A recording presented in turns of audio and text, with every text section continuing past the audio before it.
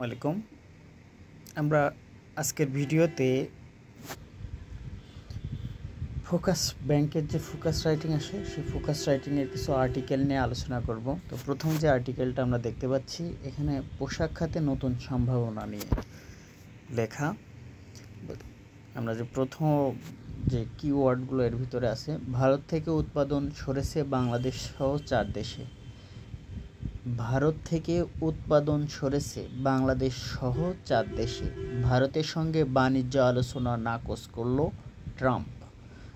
যুক্তরাষ্ট্র থেকে 3.5 বিলিয়ন অস্ত্র ক্রয় চুক্তি স্থগিত করল ভারত। এখানে যে পোশাক খাতে নতুন যে সম্ভাবনা সেই বিষয়টা আমরা নিয়ে আর একটু বিস্তার আলোচনা করলে দেখি আর্টিকেলটা পড়ে। ভারতীয় পণ্যের উপর উচ্চ হারে শুল্ক আরোপ করেছে মার্কিন প্রেসিডেন্ট ডোনাল্ড ট্রাম্প। শুল্ক দ্বিগুণ করে 50% করার পর বড় ধরনের ধাক্কা খেয়েছে ভারতের রপ্তানি খাত। এমনকি যুক্তরাষ্ট্রের শীর্ষ পোশাকের ক্রেতা e-commerce giant Amazon, Walmart, Target ও গ্যাপ সহ বড় বড় মার্কিন রিটেইলাররা ভারত থেকে অর্ডার স্থগিত করেছে। গত শুক্রবার এনডিটিভি প্রফিট থেকে একাধিক সূত্রে এই তথ্য জানিয়েছে বলে এক প্রতিবেদন জানিয়েছে সংবাদ মাধ্যম এনডিটিভিকে। আর এতে চরম সংকট ও অস্থিরতার মুখে দিন কাটাচ্ছে ভারতীয় পোশাক রপ্তানিকারকদের। এমনকি ভারতের সঙ্গে বাণিজ্যিক আলোচনা নাকচ করলেন ট্রাম্প। অন্যদিকে যুক্তরাষ্ট্রের সঙ্গে কোনো আপোষ নয়, বরং রাশিয়ার সঙ্গে সম্পর্ক আরও গভীর হচ্ছে বলে জানিয়েছে ভারতের প্রধানমন্ত্রী নরেন্দ্র মোদী। এমত অবস্থায় বাংলাদেশ, ইন্দোনেশিয়া, ভিয়েতনামের মতো কম শুল্ক আরোপের দেশগুলোতে নতুন করে সম্ভাবনা দেখা দিচ্ছে। যুক্তরাষ্ট্রের বাজারে বাংলাদেশের তৃতীয় শীর্ষ তৈরি পোশাক রপ্তানিকারক। প্রথম হচ্ছে চীন, দ্বিতীয় হচ্ছে ভিয়েতনাম, তারপরে হচ্ছে বাংলাদেশ। আর বিশ্ববাজারে পোশাক রপ্তানিতে বাংলাদেশের অবস্থান কিন্তু দ্বিতীয়, আমরা জানি। তারপরে আমরা আর্টিকেলের অংশটুকু পড়ছি, দেখেন। এতদিন বাংলাদেশের তৈরি পোশাক রপ্তানির গড় শুল্ক ছিল 16.5%। পাল্টা শুল্ক আরোপের পর সেটি এখন বেড়ে হবে 36.50%। ফলে পোশাক খাতে নতুন সম্ভাবনায় তৈরি হয়েছে বাংলাদেশের জন্য। এদিকে ভারতের পণ্যে উচ্চ শুল্ক আরোপের কারণে বাংলাদেশের কিছু পণ্যের রপ্তানি বাড়ার সুযোগ দেখা দিয়েছে। রপ্তানিকারকরা বলেছে, উচ্চ শুল্ক কার্যকর হওয়ার পর ভারতীয় রপ্তানিকারকরা বেশ কিছু পণ্যের প্রতিযোগিতা সক্ষমতা হারাবে। তার ফলে তৈরি পোশাক, হোম টেক্সটাইল, কৃষি প্রক্রিয়াজাতকরণ, খাদ্য, চামড়াজাত পণ্য, হিমায়িত মাছ, মাংস, আসবাব ইত্যাদি উল্লেখযোগ্য। এগুলো পণ্য বাংলাদেশের শীর্ষ রপ্তানি পণ্য। ফলে ভারত থেকে সরে আসা মার্কিন ক্রেতাদের পেতে পারেন বাংলাদেশ রপ্তানিকারকরা। এনডিটিভির এক প্রতিবেদন অনুযায়ী বিদায়ী 24-25 অর্থবছরে যুক্তরাষ্ট্রে $540 কোটি তৈরি পোশাক রপ্তানি করেছে ভারত। তাহলে ভারত রপ্তানি করেছে কত? $540 কোটি। এই আমদানিতে নিট পোশাকে গড়ে 13.9% ও ওভেন পোশাক 10.3% শুল্ক আমদানিকারকদের নিতে বলা হয়েছে। নতুন পাল্টা শুল্ক কার্যকর হলে ভারত থেকে তৈরি পোশাক রপ্তানিতে প্রায় সেটা দাঁড়াবে কত? 60% ছাড়িয়ে যাবে।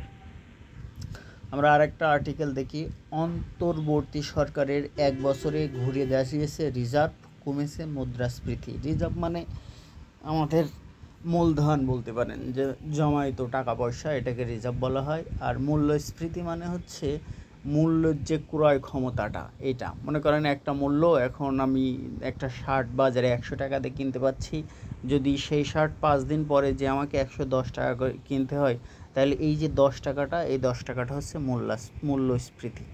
আমরা আর্টিকেলটা একটুখানি যদি পড়ার চেষ্টা করি, দেখেন।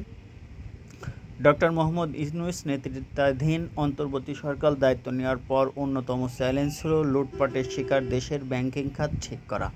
এ খাতে গত 1 বছরের সরকারের সাফল্য অনেক। রিজার্ভ সংকট কাটিয়ে ওঠা, মূল্যস্ফীতি নিয়ন্ত্রণ, বৈধ পথে রেমিটেন্স প্রবাহের রেকর্ড গড়া এবং খেলাপি ঋণের প্রকৃতি চিত্র উন্মোচন, ফিরে এসেছে জনআস্থা।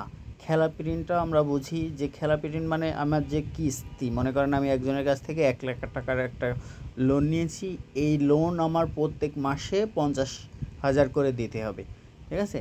এই যে 50,000 করে দিতে হবে, আমি মনে করেন যে প্রথম কিস্তিটাই মিস করলাম, তাহলে আমার দ্বিতীয় কিস্তিতে কত দিতে হবে? দ্বিতীয় কিস্তিতে আমাকে সম্পূর্ণ 1,00,000 টাকাই পরিশোধ করতে হবে। এই যে আমাকে অতিরিক্ত যে টাকাটা, অর্থাৎ দ্বিতীয় চালানে যে আমার 50,000 টাকা দিলেই হতো, কিন্তু গত চালানের 50,000 আর দ্বিতীয় চালানের 50,000, এই টোটালটা মিলে যে দেওয়া হচ্ছে এটাকে বলে খেলাপি ঋণ। 2024, তারপরে আমি যদি আর্টিকেল পড়ি, 2024 সালের 28 আগস্ট সরকার একটি শ্বেতপত্র প্রণয়ন কমিটি গঠন করে। এরপর 11 সেপ্টেম্বর ব্যাংক খাত সংস্কারে গঠন করা হয় একটি ট্রাস্ট ফোর্স। এসব পদক্ষেপের লক্ষ্য ছিল দেশের অর্থনৈতিক খাতের দুর্বলতা চিহ্নিত করা এবং টেকসই সমাধান তৈরি করা। কোভিড পরবর্তী সময়ে মাত্রাতিরিক্ত আমদানি ব্যয় অর্থ পাচারের কারণে 2021 সালের আগস্টে $48 বিলিয়ন সর্বোচ্চ রিজার্ভ দ্রুত নামতে থাকে। 2024 সালের আগস্টে IMF BM6 পদ্ধতিতে রিজার্ভ দাঁড়ায় মাত্র $20.57 বিলিয়ন। অন্তর্বর্তী সরকারের পদক্ষেপ 1 বছরের রিজার্ভ 25, সেই রিজার্ভটা এখন দাঁড়িয়েছে কত? $25.6 বিলিয়ন। সাধারণ হিসেব অনুযায়ী রিজার্ভের পরিমাণ বর্তমানে প্রায় $30.8 বিলিয়ন। বাংলাদেশ ব্যাংকের গভর্নর আহসান এইচ মনসুর বলেন, রিজার্ভ থেকে বড় কোনো পরিশোধ করতে হয়নি, বরং কেন্দ্রীয় ব্যাংক এখন অতিরিক্ত ডলার কিনে বাজারের মুদ্রা সরবরাহ করছে। গবেষণা সংস্থা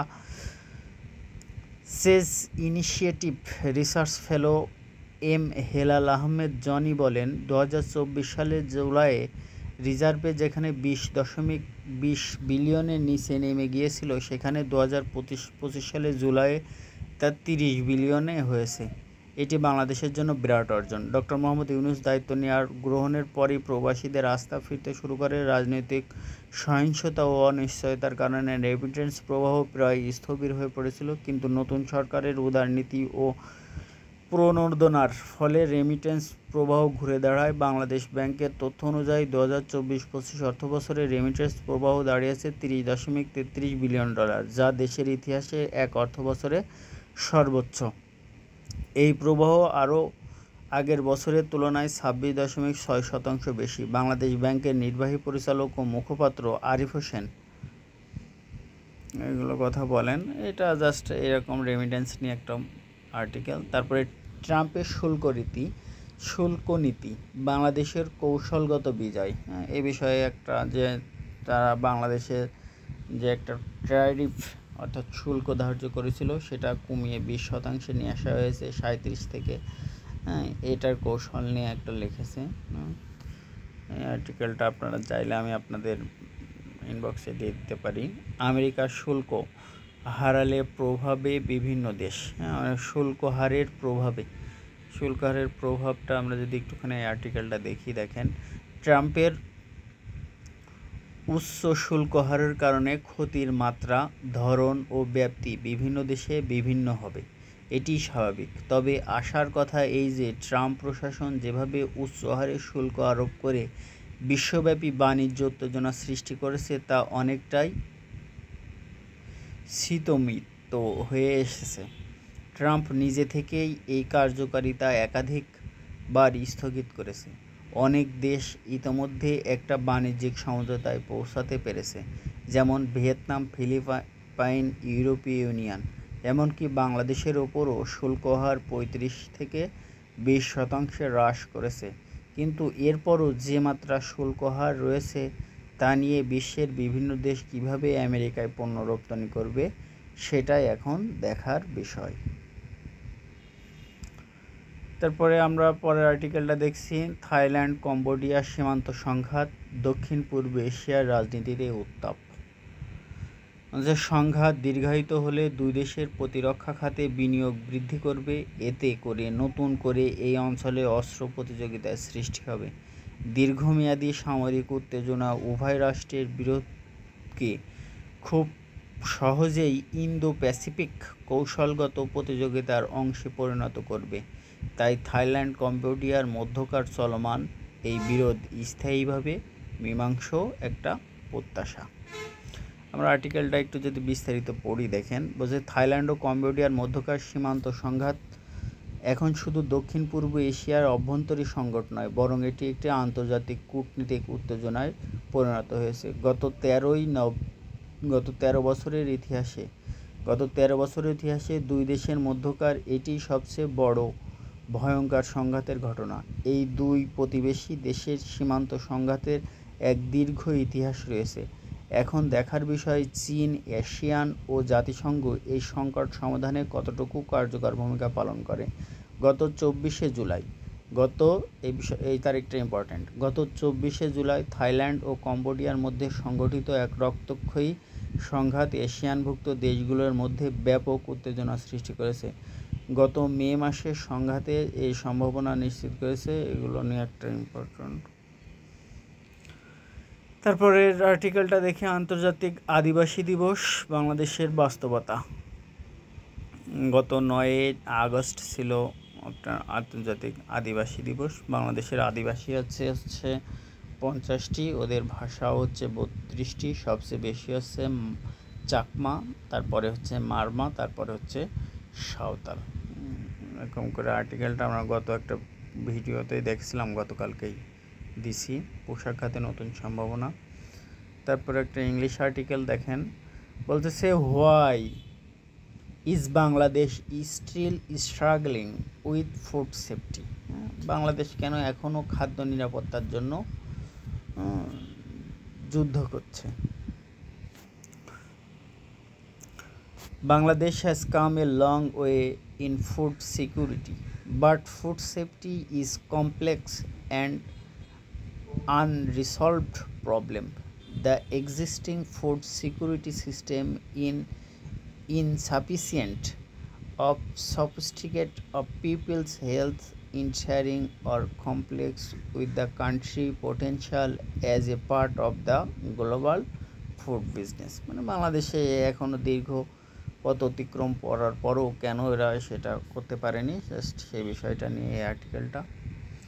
তারপরে যে আর্টিকেলটা দেখেন, বলতেছে financial populism to we voter must be stop. এই যে অর্থ দিয়ে ভোট কেনা বা জনপ্রিয়তাটা, এটা বন্ধ করতে হবে। এই বিষয় নিয়ে একটা আর্টিকেল বলছে দেখেন, Bangladeshi politics has a long been affected. Bangladeshi পলিটিক্সটা আক্রান্ত, কী দ্বারা আক্রান্ত?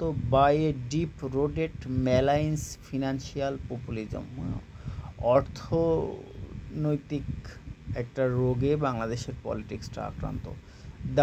This politics drug is administered, মানে এই যে পলিটিক্সের রোগটা বা ড্রাগটা, এটা পরিচালিত হচ্ছে by those power of a head election. এটা একটা ইলেকশন কেন্দ্রিক, টু প্লেকেট ভোটার, শান্ত ভোটারদের, উইথ দ্য প্রমিস, কী করছে তারা? প্রমিস করছে, সাবস্টিকেট করছে, বাট ইনটক্সিকেশন ফেড কুইকলি। কিন্তু এই যে রোগটা দ্রুত ছড়ায় পড়ছে, leaving behind the frustrated economics behind the date.